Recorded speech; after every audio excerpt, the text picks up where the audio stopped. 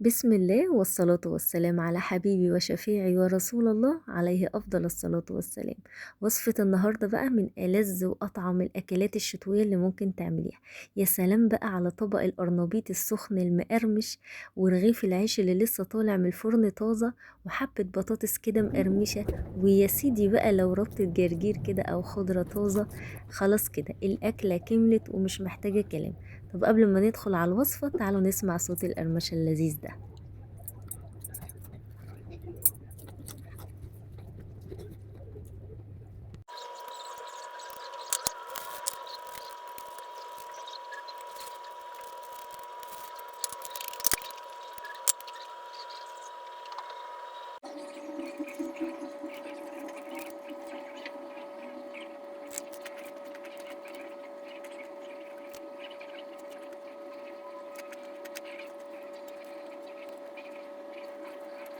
اول واهم حاجه بقى يا ست الكل، وانتي بتنقي القرنبيطايه بتاعتك ما تنقيهاش اللي هي متفرطه، يعني الكوادي بتاعتها متفرقه من بعض، لا نقيها زي ما موجود كده قدامك في الفيديو.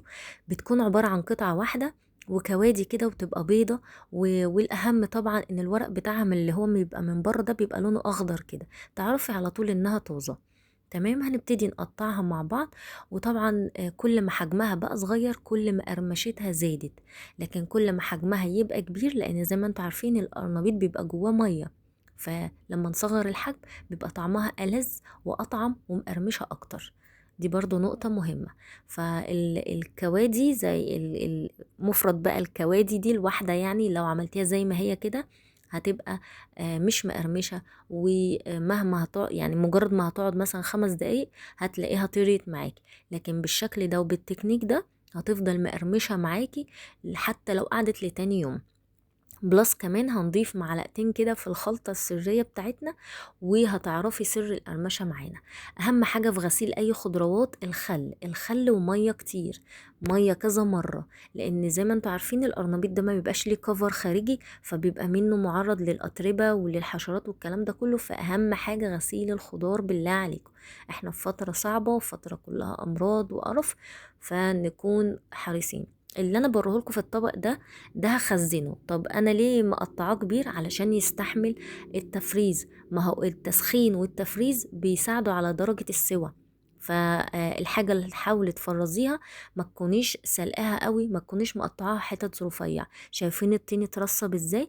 وده لان انا بستخدم تكنيك معين في الغسيل، بملى الطبق ميه وبنتشل الحاجة، مش بدلق المية، لا لما بدلق المية الطين بيمسك في الحاجة تاني، فلما تنتشل الحاجة ده بيخلي رواسب الطين واي حاجة وحشة تحت في القاع، وانتي طبعا بتتشطف مرة كمان ومرة كمان ومرة كمان.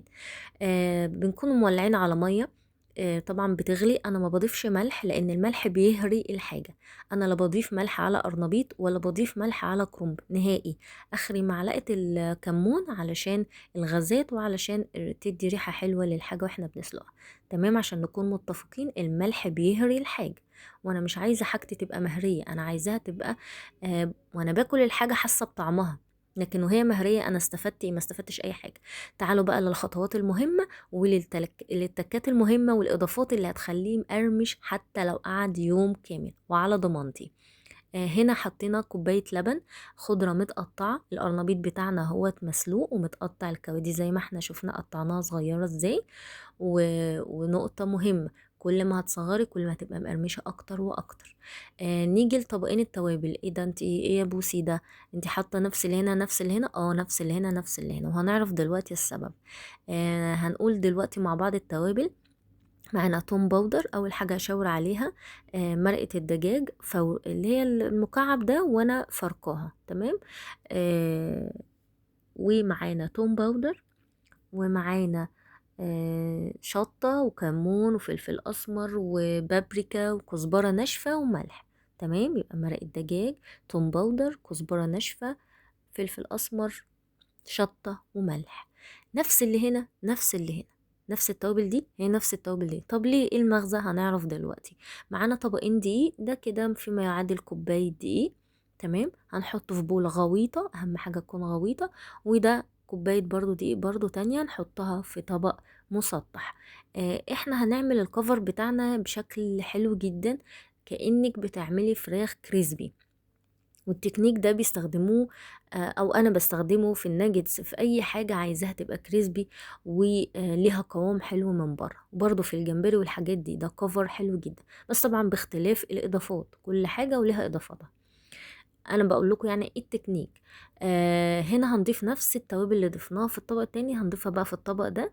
يبقى احنا كده مركزين مع بعض، نفس اللي هنا هو نفس اللي هنا. تمام. وطبعا لو انت مكمله معايا لغايه هنا متنسيش تعملي لايك للفيديو، سبسكرايب للقناه علشان عيلتي الحلوه تكبر بيكم. ضفت هنا اللبن على البوله الكبيره الغويطه، وحطيت فيها بيضتين. تمام. والاضافه بقى اللي بتخلي حاجه مقرمشه، معلقه نشا كبيره.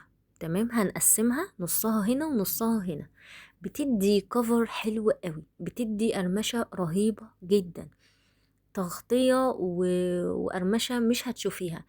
كل ده بمعلقة النشا يا بوسي؟ كل ده بسبب معلقة النشا.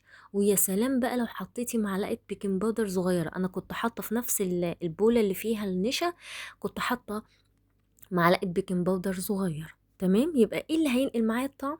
النشا والبيكنج باودر. البيكنج باودر ما نكترش، هي معلقة صغير، يعني مش هفضي كيس كده، لا يعني ما تجيش تقولي لي ان انت فضيتي كيس، انت كده بوظتي في وصفة حبيبة قلبي. هنجيب بقى البولة بتاعتنا ننزل بيها، ننزل بالقرنبيط فيها. بصوا بقى انا بعمل تكايه معينه، انا بسيبها تتشرب فيها في التشريبه دي كده بالتوابل بالجمال والطعامه دي نص ساعه. يعني في ناس تحط كده من هنا لهنا، لا انا بسيبها نص ساعه. طبعا دخلتها التلاجة نص ساعه، وبعد كده طلعتها حتى تلاقوا الطبق راح هنا يعني بدل ما كان هنا راح هنا. ما علينا. خليت القوام بتاع التشريبة السايلة بتاعة القرنبيط يتقل سيكة. لو هتلاحظوا انا حطيت معلقة دقيق، او كمان لما هو بيتركن بيتقل، بس يعني خلي القوام عامل زي قوام الكريب. عارفة لما بتيجي تعملي كريب، عارفة لما بتيجي تعملي قطايف مش بيبقى القوام تقيل سيكة كده؟ هو خلي القوام كده. اوكي. هنطلع من هنا، هنجيب معلقتين زي ما انت شايفة بنفس الشكل كده، ونحط في الطبق، وتبتدي تكرري الخطوة دي لغاية ما تخلصي كل الكمية اللي عندك. وطبعا هتعفريهم بقى بالدقيق والنشا المتبل.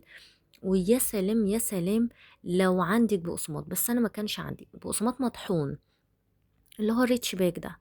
آه حاجة خطيرة فعلا، فعلا بيدي تيست حلو قوي، بس انا للاسف ما كانش عندي وكنت مكسلة انزل، فانا بقولك يعني لله وللوطن يعني. فهتضيفي يعني معلقتين بقسماط على الخلطة اللي احنا حطيناها. انا الحلة دي بتاعتي بحبها قوي في تحمير اي حاجة عايزاها كريسبي. شايفين اللون؟ شايفين يعني هي القرمشة بتنطق. الصورة لو هتنطق تقولك تعالي اسمعي القرمشة. وانا سمعتك طبعا القرمشة في الاول، وهسمعها لكم في الاخر، وانا فرحانة قوي بالقرمشة. انا يعني عايزة اقول لكم والله العظيم ثلاثة، في طبق هو طلع متصل تاكل ما شاء الله اللهم بارك، من حلاوته وطعامته والريحة بتاعت التتبيلة الخطيرة. حمرنا كل الكمية من اول قرنبيطاية لاخر قرنبيطاية، انا كله طالع لونه ذهبي بنفس اللون. يعني ده اول طبق طلع، هوريكم الطبق الاخير لونه افتح من ده كمان. ده ليه؟ لان انتي عامله في زيت غزير. تمام. و... وطبعا يفضل يكون زيت ما استخدمش قبل كده. وطبعا ما بنبقاش معليين العين، لا الوسط، ولا هي واطيه لان لو واطيه مش هيقرمش، ولا هي عاليه لانه هيتحرق ومش هيستوي، هو كده كده اوريدي مستوي. السوا بتاع القرنبيط انا ما بخليهوش وهو بيتسلق برضه، عشان دي حته نسيت اقول، لا ما بخلوش يتسلق سلق جامل، لا بسيبه في الحله مجرد 3 دقايق. امسكي كده الساعه بتاعتك 3 دقايق او دقيقتين، يعني لو انت عندك البوتاجاز حامي او العيون ايه النار فيها حامي. بصوا بقى الجمال والحلاوه، انا هسمعكم الصوت تاني.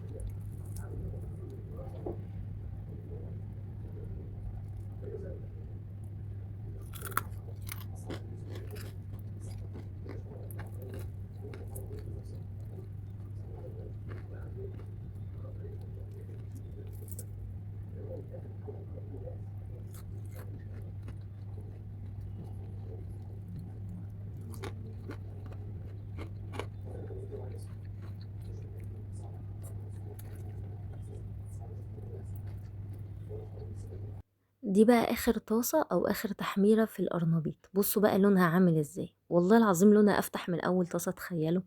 ايه يا بنتي يا بوسي الجمال ده، مبدعة فيش مني، وانا لو في مني كان خير بده. دمتم في حفظ الله ورعايته، ويا رب يا رب بتمنى من كل قلبي ان انا اكون بفيدكم، وان انا اكون بقدم وصفة فعلا بتطلعوا منها مستفيدين، مش مجرد فيديو بتشوفوه خلاص. دي حاجة بتفرق معايا جدا. انا يعني انا داخلة اليوتيوب اصلا كصدقة جارية عن روحي، لما اتكل على الله يعني تبقوا تفتكروني بدعوة حلوة، يبقى كل عروسة لسه كده جديدة تشوف الفيديو بتاعي تعرف معلومة، اقول لها تكاية كده ما تكونش هي على دراية ولا علم بيها، تبقى في ميزان حسناتي. وربنا يا رب يتقبل مننا جميعا صالح الأعمال. ومش لاقية كلام أقوله، بس فعلا فعلا برضو تاني في كل فيديو لازم أشكركم، عشان انتوا سبب كل حاجة حلوة أنا فيها. شكرا من كل قلبي لأحلى متابعين، شكرا من كل قلبي لأحلى ناس في حياتي. السلام عليكم.